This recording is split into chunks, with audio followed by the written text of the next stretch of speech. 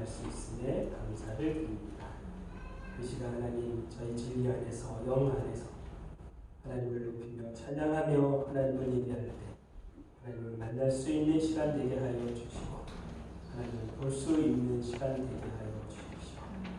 이 시간 가운데 모든 걸 주관하고 다스려 주시고 하나님만 영화롭게 하는 시간 되게 하여 주십시오. 그렇게 하신 주님을 찬양합니다. 예수님의 이름으로 감사하며 기도하옵나이다. 아멘. 여러분 지금 좋은 시간들 보내고 계시죠?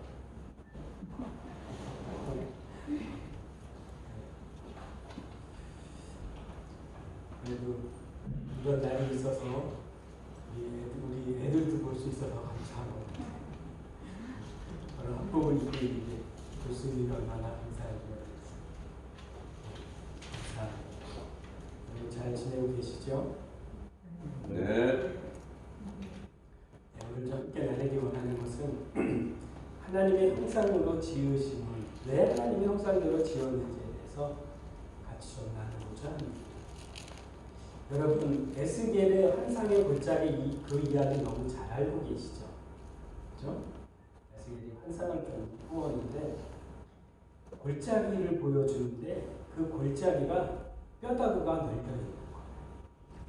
뼈다구가 널려있다는 얘기는 뭘까요? 살아있지 않는 거예요. 죽은 상태고 아무런 소망이 없는 그 상태. 그런데 하나님 뭐라고 말씀하시냐? 야, 이 뼈들이 살 수 있겠느냐고 에스겔에게 물어봅니다. 그 마른 뼈가 어떻게 살 수 있겠습니까? 여러분, 우리의 상태가 그런 상태입니다. 우리가 그 상태로 가는 거예요. 우리가 태어날 때 상태가 그 상태. 마른 뼈와 같이 아무런 소망 없고 그런 죽음의 상태였었어요. 그런데 이 뼈들이 살 것이냐? 그러면서 뭐라고 말씀하시면 대언하라고 얘기합니다. 뼈들에게 대언을 하래요. 그래서 그들이 대언하면 그들이 들을 것이라고 하나님 말씀하십니다. 그래서 에스겔이 대언했더니 어떤 일이 일어나냐? 뼈들이 움직이기 시작하고 맞춰지기 시작합니다. 그러더니 뼈 위에 살이 붙기 시작합니다. 힘줄이 붙고 그 다음에 살이 붙고 그 위에 가죽이 덮이고 형태가 다 갖춰진 거예요. 그런데 움직임이 없는 거예요. 그랬더니 뭐라고 말씀하세요? 생기가 없어서 움직임이 없는 상태인데 그 다음에 두 번째 말씀하시는데 뭐라고 말씀하시냐? 생기를 불어 넣으니 저를 따라합니다. 생기가 불어 넣으니 살아나더라. 군대로 일어나더라. 아멘. 여러분 이 생기가 무엇입니까? 이 생기가 성령이라고 얘기하고 있어요. 성령이 부어지니까 그 마른 뼈 같은 자들이 움직이기 시작하고 힘줄이 붙고 살이 붙고 가죽이 붙고 움직여. 나중에 어떻게 되냐? 군대로 일어나더라. 싸워서 승리할 수 있는 자들로 일어난다고 얘기합니다. 여러분 이게 왜 이 당시에 필요했을까요?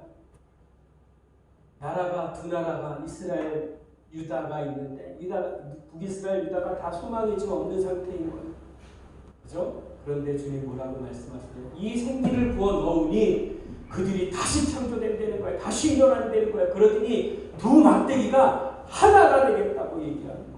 그 하나 된 막대기에 하나님이 처소를 삼겠다고 말씀하십니다.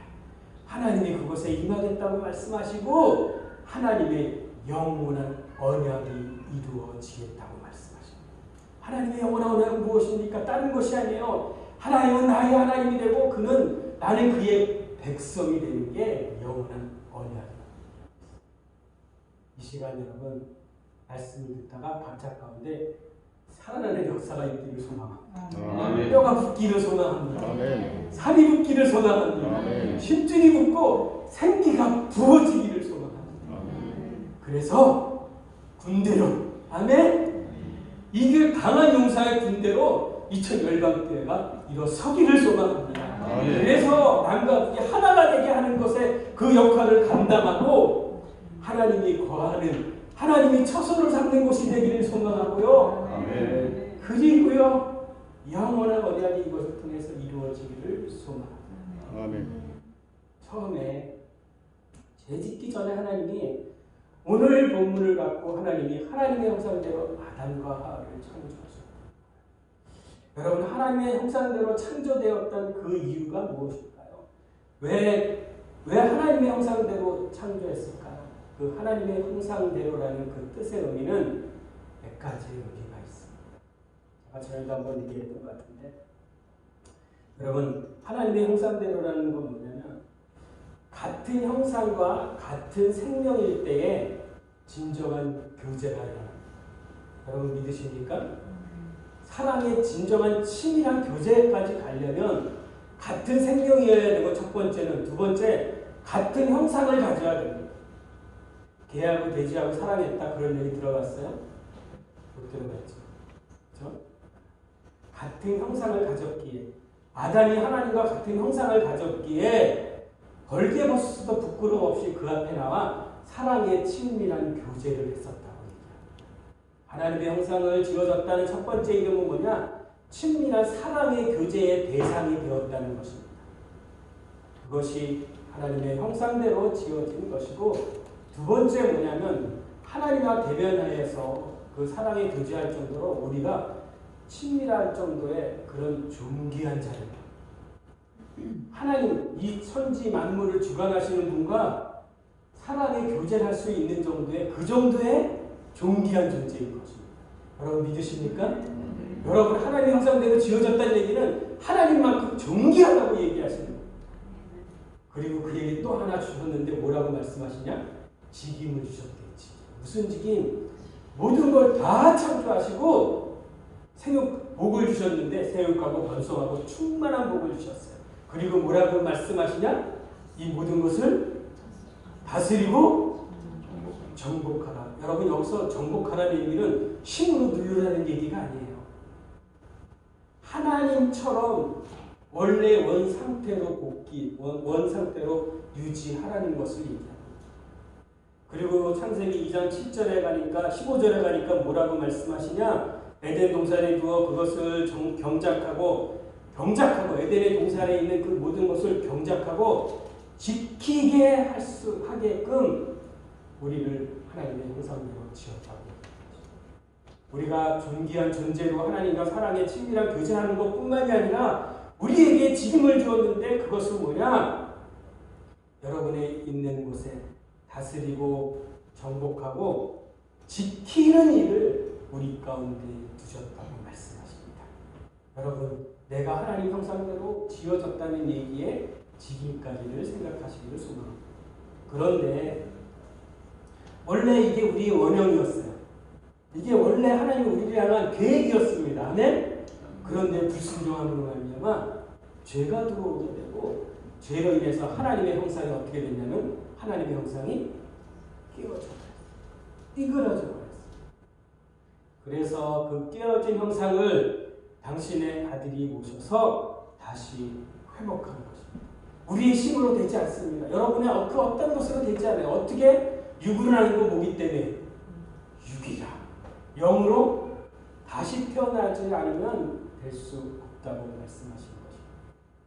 그래서 주님이 그날 이후 십자가 구속 사건이 이루어진 이후에 그분이 우리 가운데 오심으로 말미암아 원래의 하나님의 형상대로 회복을 하게 되었습니다. 자, 그러면 깨어진 형상이 회복된다는 의미는 하나님의 형상대로 하나님의 형상대로 지어져서 하나님의 형상이 회복됐다는 의미는, 제가 전에 장갑을 얘기했죠. 장갑이 뭐의 형상으로 되어 있죠? 손의 형상으로 되어 있죠. 그죠? 그런데 이 장갑 손이 안 들어가면 어떻게 해요?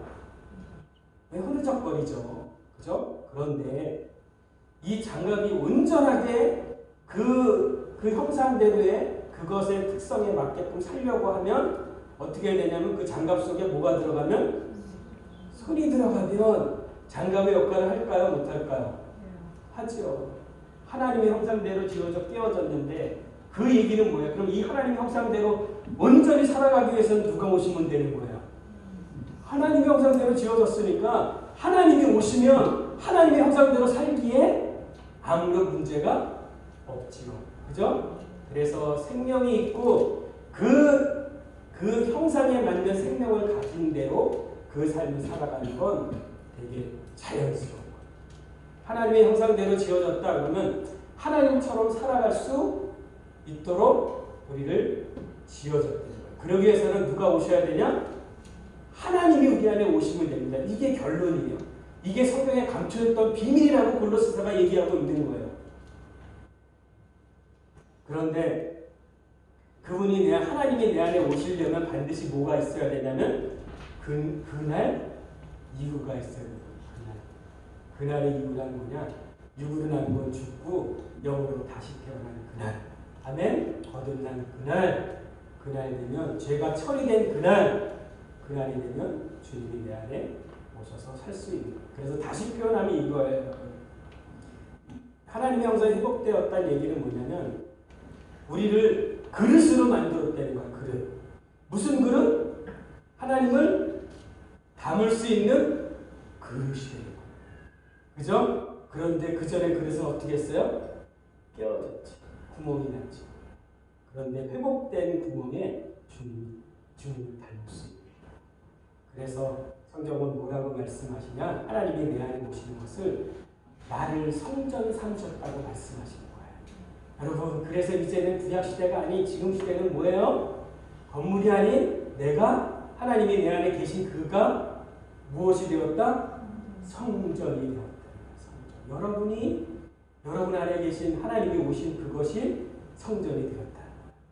아까 에스겔에서의 그 환상에서 마지막 어떻게 돼요? 둘이 하나, 막대기가 하나가 돼서 하나님이 그곳에 하나님의 처소를 삼으셨다. 영원한 언약을 성취해 가시겠다고 말씀하고 계시는 것입니다. 그래서 이것이 성령이 내 안에 오시는 것이 감추었던 비밀이라고 얘기하고 있어요. 그분이 하나님이 내 안에 오는 것, 이것이 우리가 살아갈 수 있는 형상대로 살아가기 위한 하나님의 방법이었습니다.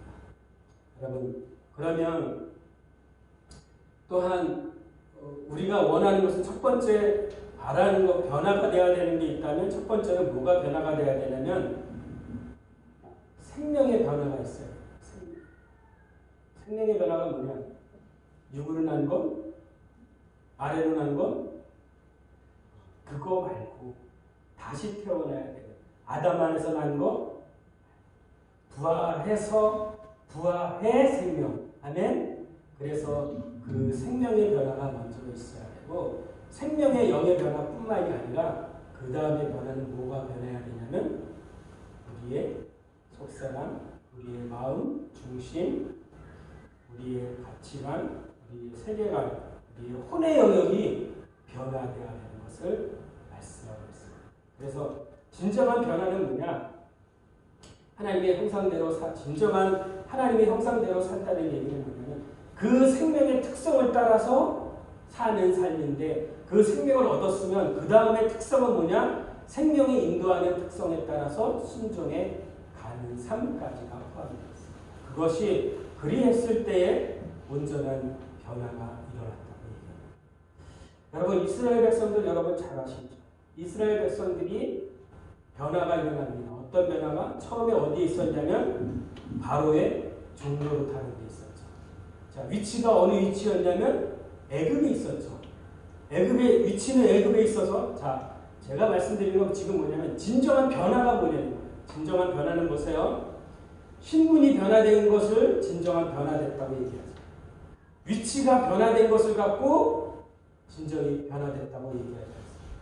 이스라엘 백성이 신분이 애굽에 있을 때 죄의 종로를 타던 바로의 종로를 타던 자였는데 신분이 노예였었는데 이제 유월절 사건을 이후로 나와서 자유인이 되었습니다.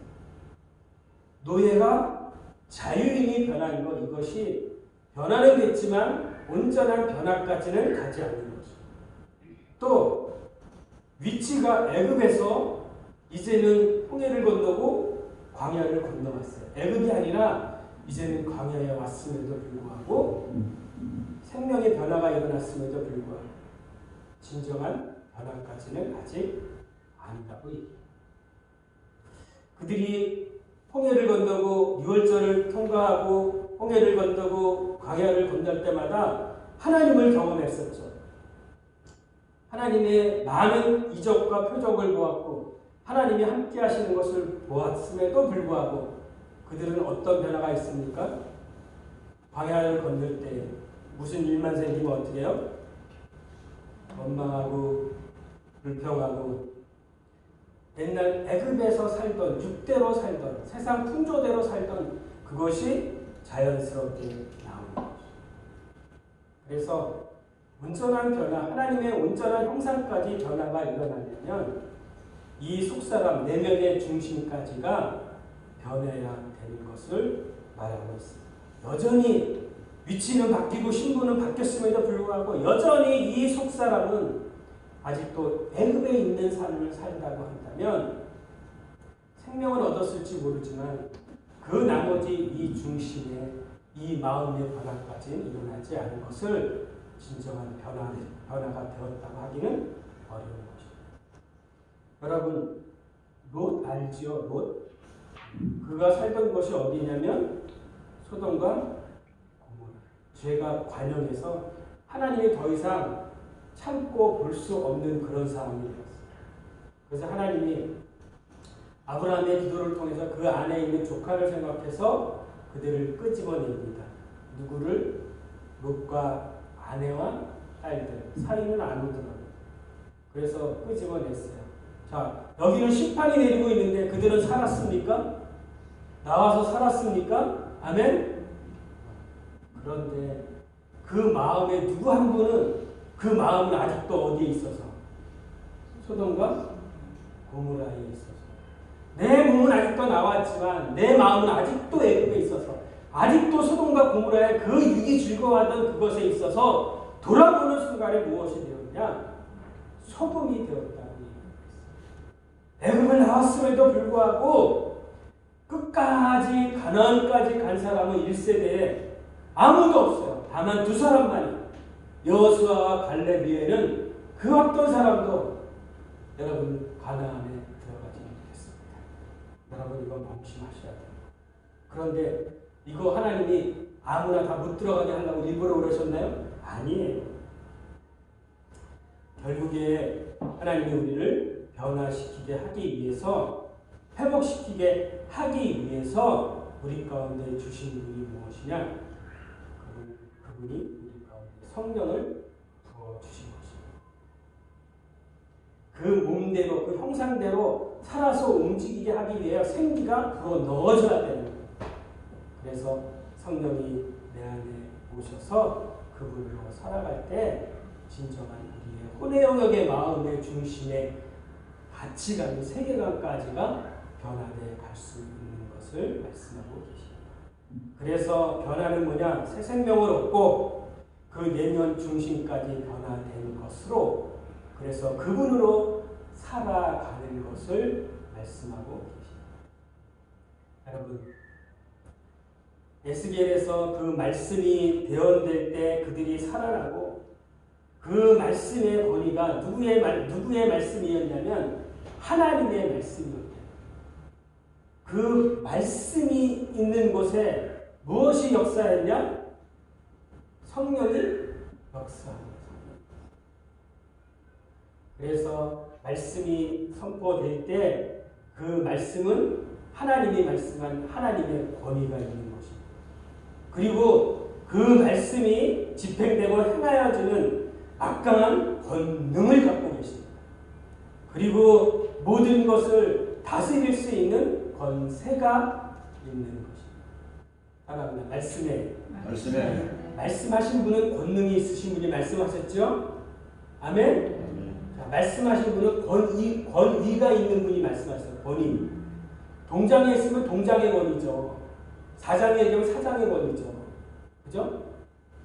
대통령이 말하면 대통령의 권위죠. 권위로 얘기한 거죠. 하나님이 말씀하신 것은 하나님의 권위죠. 이 권위의 말씀이 선포됐을 때에 이 말씀대로 집행되고 행하여 가는 것이 능력으로 나타나는데 그게 권위입니다. 그리고 다스리고 정복할 수 있는 것까지 갈 수 있는 권세가 있는 것입니다. 그래서 결론은 뭐냐? 하나님의 말씀에 권위와 권세와 권능이 있습니다. 그렇기 때문에 대언되었을 때 그들이 붙고 일어나고 생기 있게 움직여 갈 수 있는 것을 얘기하고 있습니다.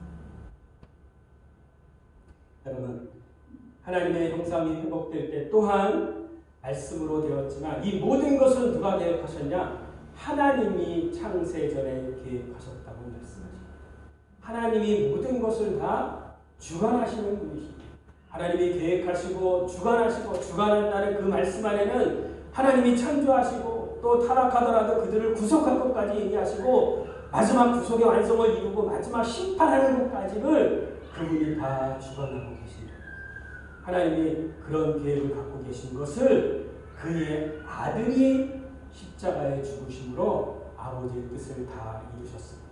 그래서 하나님의 형상을 이루는 것은 한 분 하나님이 하시는 것이 아니라 삼위의 하나님이 합력해서 이루시는 것입니다. 하나님 아버지가 계획하시고 아들이 십자가에 죽으시기까지 순종하심으로 말미암아 아버지의 뜻을 다 이루시고 그것이 우리 안에 실제로 이루어지게 하기 위해서 그분이 살려주는 영으로 다른 보혜사로 우리에게 오셔서 그 삶들을 다 이룬 삶들을 살아내게 하신다고 말씀하십니다. 여러분, 주님이 이 땅에서 죽으시고 부활하시고 40일 동안 이 땅에 계시면서 주님이 무엇을 하셨습니까? 이 땅에 계시면서 여러 가지 하셨죠. 그런데 그 40일 동안의 중심은 한 가지였습니다. 하나님 나라를 선포했대요. 하나님 나라를 선포하고 이미 하나님 나라가 임하였다. 그죠? 그리고 제자들에게 얘기하는데 뭐라고 얘기합니까? 너희는 아버지가 약속한 것을 기다리라. 왜요? 그것을 받고 모든 민족으로 가서 제자를 삼는 대위임한 그 명령을 하시고 승천하시기 위하신 것입니다. 그래서 제자들을 떠나지 말게 하시고 승천하셔서 오순절이 되었을 때 사도행전 2장에 성령이 부어지는 일이 일어났습니다. 사도행전 2장에 성령이 오순절날 오심으로 말미암아 우리를 세워난 백성, 우리를 성전 삼아 주셨습니다. 그리고 그분 통치 아래 거하게 하셨다고 얘기하고 있습니다. 그래서 주님 아버지가 계획하신 거 아들이 다 이루시고 아들이 이루어진 것이 우리 안에 실제로 이루어지기 위해서 성령의 보혜사가 다른 보혜사가 내 안에 오셔서 그동안에 하나님이 언약했던 모든 것을 다 이루셨습니다. 그 언약이 이루어졌던 게 뭡니까? 언약했던 게 아까 말씀하셨던 거 부활하시고 나서 제자들 앞에 나와서 이렇게 말씀하십니다. 숨을 내쉬며 이르시되 성령을 받으라. 그리고 또한 너희들은 누구든지 제사하면 사해줄 것이요 누구든지 죄를 그대로 두면 그대로 있으리라. 권세에 대해서 권능에 대해서 성령이 임하면 권능과 권세와 말하는 이의 권위가 너희에게 있음을 그 언약했던 데 그대로가 성취됐음을 주님이 말씀하시고 또한 누가복음 24장 44절에서 49절에 있는 말씀처럼 아버지가 약속하신 것을 보낼 때까지 이 성 예루살렘을 떠나지 말라고 말씀하셔서 그 제자들이 승천하시고 예루살렘 떠나지 않고 기도에 힘쓰고 있을 때 모여서 기도에 힘썼던 120명 가운데 누가 임하셨어요? 오순절날 성령이 임하셨어요. 불의 혀와 같은 현대 불이 모양이 혀가 때문에 불의 혀가 각 사람 가운데 임하였다고 얘기했습니다.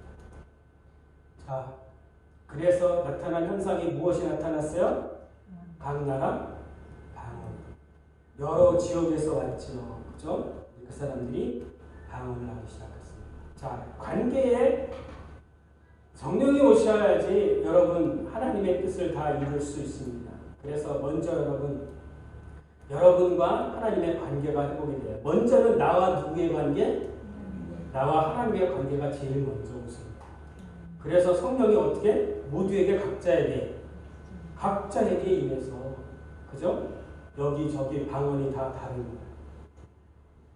방언이 임하였다는 것으로 어떤 교단은 그것을 성령 세례 혹은 구원받은 징표라고 얘기도 하고 합니다.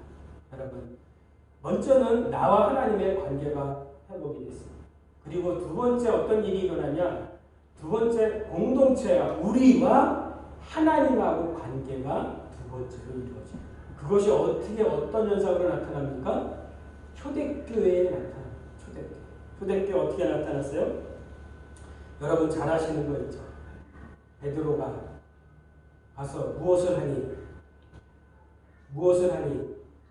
설교하니, 복음을 전하니, 그죠? 그들이 어떻게 해요? 회개하고 예수를 믿더라. 그 수가 얼마였더라? 3,000명이었더라. 3,000명이 성령을 받아서 권세와 권위한 권능을 받은 자가, 그죠? 다른 거 하지 않았어요. 가서 복음을 전했어요. 말씀을 설교를 했더니, 말씀을 가르쳤더니, 말씀을 선포했더니 회개가 일어나기 시작하고, 그렇죠? 그리고 예수를 믿는 일이 일어난 수가 3,000 어마어마한 숫자가 생기기 시작합니다. 그게 뭐예요? 공동체가 생기기 시작합니다. 그럼 공동체에 어떤 일이 일어났을까요? 서로 시기와 질투가 일어났을까요? 아니죠. 성령이 부어지니까 그 다음에 그 안에 진정한 성령의 코이노니아가 이루어졌습니다. 성령의 코이노니아가 뭡니까? 여러분, 교회 교자는 원래는 가르칠 교자가 아닌 거예요. 그것은 누가 누구를 가르치는 게 아니라 교제할 교자라고 얘기하고 있어요. 먼저는 누가 누구의 교제? 나와 하나님하고 교제. 형상이 회복되고 나면 형상된 사람끼리 그 다음에 뭐가 일어나야 될까요? 그 다음에 성도의 교제가 일어나요. 성도의 교제. 그것을 다른 표현에 그들이 모였더니 무엇하기 시작했어요? 서로 교제하고, 말씀을 교제하고, 그 다음에 어떻게 해서 떡을 떼고 기도를 하고 서로가 서로를 돌아보고 나누고, 그런 일들이 서로 책임지고, 그런 일들이 일어나요. 그래서 그걸 다 합쳐서 뭐냐? 성도의 교제를 한마디로 얘기하면 교제가 여러 가지 형태로 나왔어요. 그 당시에 그래서 초대교회에 가난한 자가 있었어요? 못 먹는 자가 있었다고 얘기해요? 아니에요. 성령이 각자 임하니까 그 다음에 어떤 일이 일어나냐? 자기 지체의 소유에 무엇이 필요한지 알고 자기 소유를 팔아서 나누어 주었다고 얘기하고 있어요. 그래서 그 초대교회 때는 가난한 과부가, 가난한 자들이 없었다고 얘기하고 있어요. 이것이 여러분 우리와 하나님하고 관계가 형성이 되는 것을 얘기하고 있어요. 그래서 그렇게 되니까 그다음에 어떻게 될까요? 어떤 일들이 일어날까요? 모이면 교제하고, 교제가 세상에 있는 세상의 교제, 말씀 교제, 성령으로 교제하고 서로 나누고 서로 떡을 떼고 서로를 위해서 연약한 것을 위해서 기도하고, 그래서 그렇게 하니 그것이 천국이 됩니다. 그리고 천국이 되니까 어떻게 해요?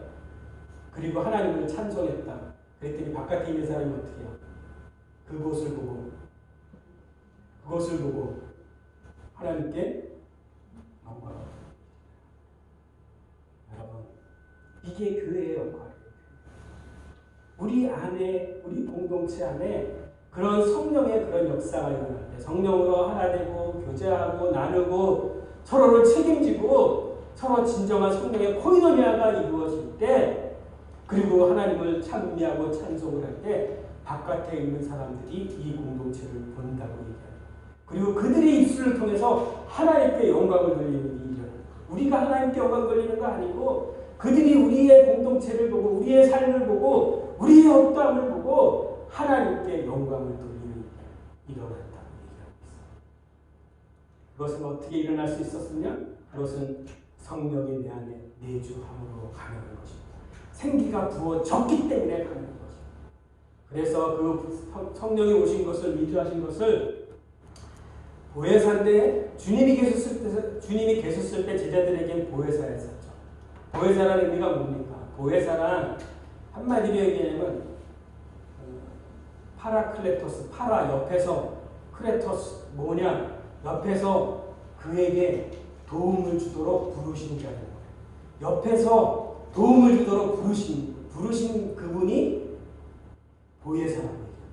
여러분 지금 도움이 필요하십니까? 여러분 뭐가 필요하세요 지금? 여러분 어떤 도움을 받고 싶습니까? 그분이 여러분에게 헬퍼 역할을 할 것입니다. 아멘? 여러분 지금 상담이 필요합니까? 그분이 여러분 안에서 여러분 카운셀러, 여러분 상담자가 되는 것입니다. 그분이 여러분의 또 지금 여러분 뭐가 또 위로받고 싶습니까? 여러분 그분이 여러분의 안에서 위로자가 되실 것입니다. 변호가 필요합니까? 그분이 변호하실 것입니다. 여러분 대언해야 될 것이 있다면 그분이 대언해서 회복시키는 일을 그분이 감당하실 것입니다. 성령이 내 안에 오시면, 다른 보혜사가 오시면 주님이 계셨을 때, 육체로 오셨을 때하고 똑같은 그 도움, 여러분의 어려운 도움을 그분이 감당하고 계시다고 말씀하고 계십니다. 사도행전 2장 1절부터 4절에 성령이